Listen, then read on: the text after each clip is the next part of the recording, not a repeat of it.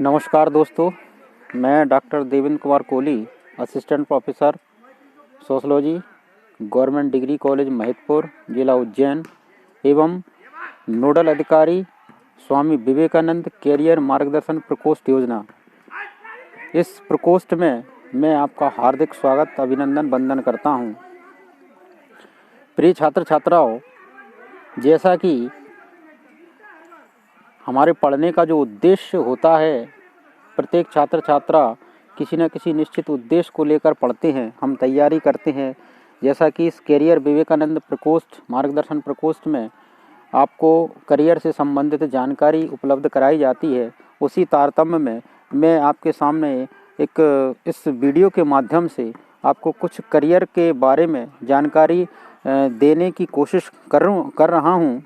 यदि आपको ये पसंद आता है तो आप मुझे लाइक करें, तो मैं आपको इसी तरीके का वीडियो आगे भेजता रहूँगा। प्रिय छात्र छात्राओं, यहाँ बहुत से सभी छात्र छात्रा हैं, उनके मन में किसी अधिकारी को, अफसर को देखकर ये मन में ख्याल आता है कि काश मैं भी ऐसा बनूँगा, या ऐसा बनने की लालसा जागृत होती है कि काश मैं भी कलेक्टर बन जाऊँ, मैं भी IPS हूँ, मैं थानेदार बनूँ, मैं पटवारी बनूँ, मैं जज बनूँ, मैं वकील बनूँ, मैं डॉक्टर बन जाऊँ। लेकिन अधिकांशतः बहुत सारे बच्चों को, यकीन मानिए, जिनको ये पता है उनके लिए बहुत नॉर्मल बात होती है, जिनको नहीं पता उन्हें तो यही पता नहीं होता कि आखिर हम बनेंगे कैसे। कभी उनसे यदि आपसे मैं अगर पूछूं कि अखिल भारतीय सेवाएं क्या होती हैं, भारत की क्या अखिल भारतीय सेवाएं, तो बहुत, मुझे जहां तक मैं समझता हूं, बहुत कम बच्चे इस बात का जवाब दे पाएंगे कि अखिल भारतीय सेवाएं क्या होती हैं। भारत सरकार द्वारा 3 प्रकार की सेवाओं को अखिल भारतीय सेवाएं घोषित किया गया है। वो मैं इनके सब पर विस्तार से आपसे इस वीडियो में चर्चा अभी मैं करूंगा। पहले थोड़ा सा मैं एक कहानी छोटी सी है 2 मिनट की, उसके माध्यम से मैं आपको लक्ष्य और मेहनत, उसमें थोड़ा सा आपको बताने का प्रयास कर रहा हूँ कि लक्ष्य और मेहनत की दिशा क्या होना चाहिए। तो एक फैक्ट्री थी किसी शहर में, वहाँ बहुत सारे मजदूर काम करते थे। एक बार उस फैक्ट्री की मशीन बंद हो जाती है, तो वहाँ बहुत सारे वर्कर होते हैं, मिस्त्री को बुलाया जाता है, उसको देखा जाता है, चेक किया जाता है। आखिरकार बहुत परेशान होने के बाद वो मशीन की चालू नहीं होती, तब उनमें से एक मजदूर होता है, वो ये कहता है कि क्या मैं यह प्रयास करके देखूं। तो सेठ कहता है ठीक है भाई, तू करके देख ले प्रयास। तब वो मजदूर वहाँ एक हथौड़ा मार देता है उस मशीन में कहीं पर, तो वो मशीन चालू हो जाती है। तब फिर उससे सेठ कहते बोला चल तुझे कितने पैसे दिए जाएं। तो वो कहता है मुझे 1000 रुपये दें। तो बोलता 1000 रुपये, इतने से सिर्फ एक हथौड़ा मारने के। तब वो मजदूर कहता है कि सर, मैंने इस हथौड़े मारने का मैंने सिर्फ 1 रुपये लिया है, मैंने 999 रुपये इस बात के मांग रहा हूँ कि हथौड़ा मारना कहाँ था। यानी सीधा सीधा ये कि यदि हम जब किसी भी कंपटीशन की तैयारी करते हैं, सारे बच्चे बराबर मेहनत करते हैं, बहुत प्रयास करते हैं, पैसे भी खर्च करते हैं, कोचिंग अटेंड करते हैं, बट लेकिन कई बार क्या होता है कि दिशा सही ना होने की कारण हम लोग प्रयास बहुत कर रहे हैं, मेहनत बहुत कर रहे हैं, लेकिन दिशा सही नहीं होती।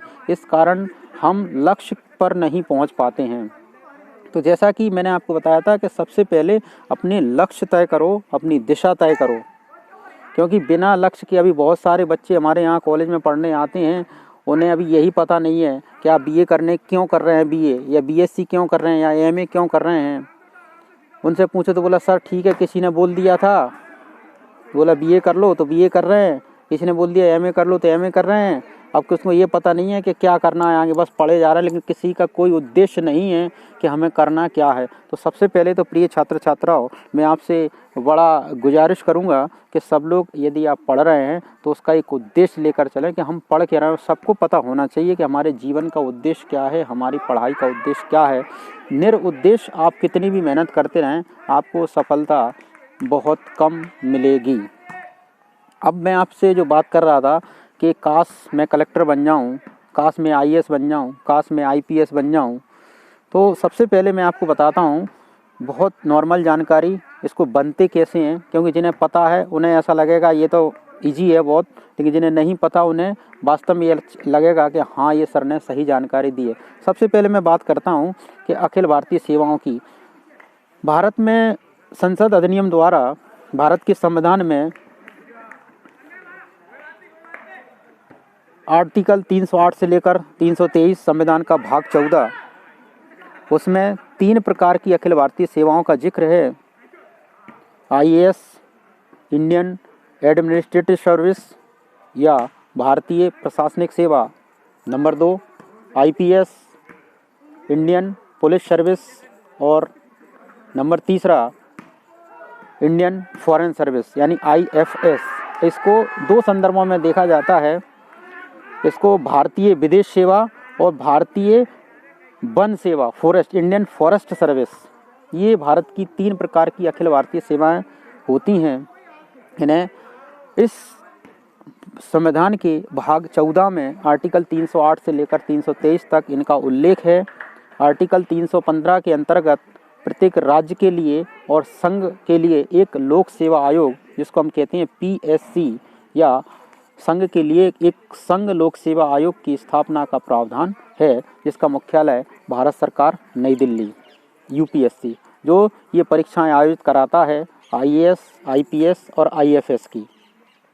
इसकी तैयारी मैं इसका आगे विस्तार से चर्चा करूंगा कि कैसे करना है, क्या करेंगे, क्या पढ़ना पड़ता है, कैसे पेपर आते हैं, कितने स्टेप में इसका होता है, इनकी जानकारी मैं आपको अगले वीडियो में दूंगा। इसमें मैं सिर्फ आपको इसका बेसिक फाउंडेशन आपको बताने का प्रयास कर रहा हूँ कि इसकी बेसिक जानकारी क्या होती है।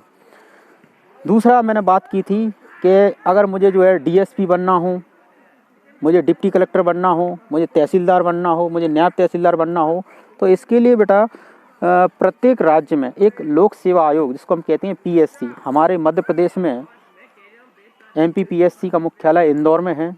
लोक सेवा आयोग, मध्य प्रदेश लोक सेवा आयोग इसके नाम से जाना जाता है। इसमें लगभग जो है 40 से 45 प्रकार के पदों के लिए भर्ती की जाती है। यह एक भर्ती की संस्था है, जैसे कि भारत में भर्ती की संस्थाएं, जो बड़ी संस्थाएं वो UPSC है, PSC है, SSC है, NDA, CDS, ये इसमें जो है इनके अंतर्गत भर्ती की जाती है। इसी प्रकार मध्य प्रदेश में जो भर्ती की सबसे बड़ी एजेंसी है वो MPPSC, मध्य प्रदेश लोक सेवा आयोग द्वारा लगभग 40 से 45 प्रकार के पदों पर विज्ञापन निकाला जाता है, भर्ती की जाती है। उसमें सबसे बड़ा पद जो है SDM का होता है, डिप्टी कलेक्टर का होता है। उसके अलावा नीचे और भी पद होते हैं। मध्य प्रदेश में वहीं भर्ती की एजेंसी एक और है व्यापम। व्यापम के तहत भी बहुत सारे पदों का एग्ज़ाम होती है। आपका सब इंस्पेक्टर, थानेदार, पटवारी, जेल प्रहरी, मध्य प्रदेश पुलिस, महिला बाल विकास, परियोजना अधिकारी, अन्य कई प्रकार की यह भर्ती इनसे की जाती है। अच्छा, तो ये आप इनकी तैयारी करके, ये प्रतियोगी परीक्षाओं की तैयारी करके आप इनमें पहुंच सकते हैं। इसके अलावा आप एक डायरेक्ट भर्ती भी होती है आजकल। पहले विभागीय भर्ती हुआ करती थी, डायरेक्ट भर्ती। अब लगभग सभी भर्तियों को किसी न किसी एजेंसी के माध्यम से कराया जाता है। तो आप इन एजेंसियों की इनके माध्यम से, इनकी तैयारी के माध्यम से आप निम्न पदों पर पहुंच सकते हैं। किसी पद के लिए अलग अलग योग्यताएं होती हैं। कहीं 12वीं को एलिजिबल माना जाता है, कहीं BA या ग्रेजुएशन लेवल को मान्य माना जाता है उस फार्म की योग्यता के लिए, कहीं पर MA को माना जाता है। बहुत सारे लगभग जो है गजेटेड प्रकार के जो पद होते हैं उन पर भर्ती PSC संघ लोक सेवा मध्य प्रदेश लोक सेवा आयोग द्वारा आयोजित की जाती है। वहीं अब यहाँ सिविल जज की परीक्षा होती हैं, जज बनने की सिविल जज की परीक्षाएं। यह भी जज की परीक्षा मध्य प्रदेश लोक सेवा आयोग द्वारा आयोजित की जाती है। इसके लिए सबसे पहले बच्चे को LLB होना ज़रूरी है। जो बच्चा LLB, जो छात्र छात्रा LLB होता है, वह जो है सिविल जज की परीक्षा में बैठ सकता है। उसकी परीक्षा पास करने के बाद वह सिविल जज बनता है। और सिविल जज बनने के बाद जैसे जैसे उसका एक्सपीरियंस बढ़ता जाएगा, उसका समय बढ़ता जाता है, तो उसके चांसेस ये भी रहते हैं कि वो हाई कोर्ट और ऊपर भी पहुँचे। तो ये बनने का एक तरीका होता है। डॉक्टर बनने के लिए आपको एक पहले PMT की परीक्षा हुआ करती थी, प्री मेडिकल टेस्ट। व्यापम परीक्षा कराता था इसकी, किन्हीं कारणों से उस परीक्षा को अभी फ़िलहाल बंद कर दिया गया है। उसकी जगह नीट की परीक्षा होती है, आपको नीट की तैयारी करना पड़ेगी। उसके लिए आपको 12वीं BSc होना चाहिए, साइंस होना चाहिए, और साइंस के बाद जो है आप नीट की तैयारी करें। इसके लिए कोटा वगैरह में इसकी कोचिंग होती हैं आप, लेकिन उसको सब्जेक्ट आपको बहुत गंभीरता से आपको पढ़ना पड़ेगा। MBBS की डिग्री होती है, लगभग 5 साल की डिग्री। MBBS के बाद MD, ये अलग डिग्रियां होती हैं। आप उसी फील्ड में आगे बढ़ते चले जाएंगे तो ये आप सरकारी डॉक्टर या प्राइवेट डॉक्टर बनने का, MBBS जो एक डॉक्टर रजिस्टर्ड डॉक्टर होता है, उसके लिए आपको नीट की तैयारी करना पड़ेगी। उसके लिए साइंस का फील्ड 12वीं होना बहुत आवश्यक है। इसी के साथ ही ऐसा नहीं है आप कॉमर्स है तो कॉमर्स में आप, यदि आपका संकाय कॉमर्स है तो कॉमर्स में आप ये रजिस्ट्रार उसमें होता है, अकाउंट ऑफिसर, CA, ये आप कॉमर्स के माध्यम से इन पदों पर भी जा सकते हैं। और आर्ट्स जो संकाय है, आर्ट्स संकाय के अंतर्गत भी लगभग UG और PG कोर्सेज़ के बाद बहुत सारे पद होते हैं। अन्य पदों के लिए अलग अलग योग्यताएं निर्धारित की गई हैं। कहीं, जैसा कि मैंने आपको बताया, कहीं 12वीं मांगते हैं, कहीं BA, ये उनकी एक निर्धारित योग्यता होती है। मैं आपको पहले थोड़ा सा भर्ती के बारे में भी बता दूं कि भर्ती क्या होती है। भर्ती का तात्पर्य होता है, भर्ती यानी भरना, किसी पद को भरना। यानी भर्ती का मतलब होता है योग्य व्यक्तियों में से योग्यतम व्यक्ति का चयन। योग्य तो आप हैं ही भाई। कहीं अगर उन्होंने एक क्राइटेरिया निर्धारित किया कि 12वीं पास होना चाहिए, 21 साल की आयु या 18 साल की आयु होना चाहिए, तो आप 12वीं, मध्य प्रदेश का मूल निवासी होना चाहिए तो आप 12वीं पास भी हैं, मध्य प्रदेश की मूल निवासी भी हैं, आप आयु में भी पूर्ण करते हैं, तो यानी आप योग्य तो हैं। लेकिन उन्हें क्या चाहिए, भर्ती संस्था क्या करती है, योग्य व्यक्तियों में से योग्यतम व्यक्ति का चयन ही भर्ती कहलाता है।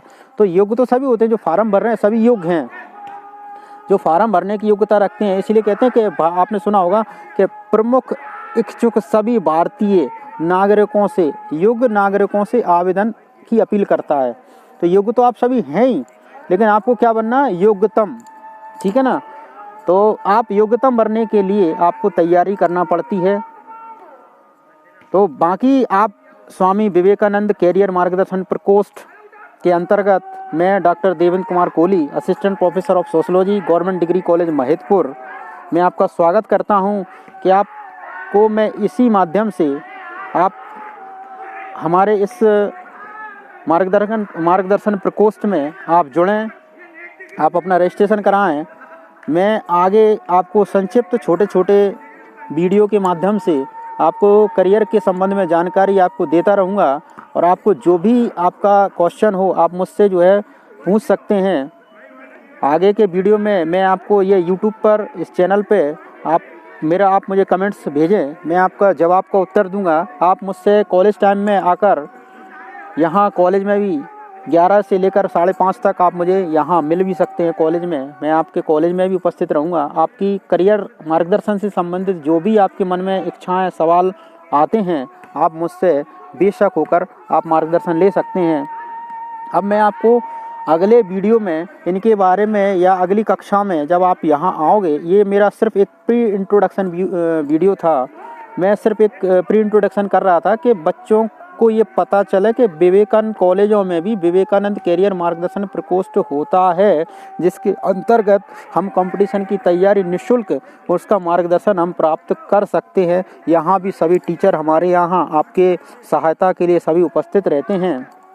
आप कॉलेज समय में आएँ, और जो भी कंपटीशन से संबंधित जानकारियाँ हैं, या आप क्या बनना चाहते हैं, उसके लिए आपको क्या करना पड़ेगा, उसकी योग्यता क्या होगी, कैसे बन सकते हैं, अपना ये आप अपने क्वेश्चन आप लिखकर हमारे पास आप लाएं, हम उन्हें सॉल्व करने का पूरा प्रयास करेंगे। और यहाँ लाइब्रेरी में आपको कंपटीशन की बुक्स वगैरह भी, विवेकानंद कैरियर मार्गदर्शन प्रकोष्ठ के अंतर्गत आपको बुक्स भी अवेलेबल होगी पढ़ने के लिए। साथ ही शिक्षकों का मार्गदर्शन भी आपके पास रहेगा। तो दोस्तों, उम्मीद करता हूँ कि आपको मेरा ये छोटा सा एक प्री इंट्रोडक्शन वीडियो माफ़ करना, पसंद आया होगा। यदि आपको ये पसंद आए तो आप मुझे लाइक करें और आगे ये बताएं कि ये अगर आप मैं बताएंगे तो मैं आगे फिर आपको, यदि आपकी इसमें इच्छा जागृत होगी कुछ सीखने की, तो मुझे 4 गुना इच्छा होगी आपको बताने की। बस है आपके ऊपर, आप क्या मुझसे उम्मीद करते हैं, कितना आप मुझसे जानना चाहते हैं। आप अगर 10% आप जानने की इच्छा रखेंगे तो मैं आपको 20% बताऊंगा, है आपके ऊपर। नमस्कार साथियों, धन्यवाद। जो भी आपके क्वेश्चन हो आप मुझसे पूछ सकते हैं। आपका डॉक्टर देवेंद्र कुमार कोहली, धन्यवाद।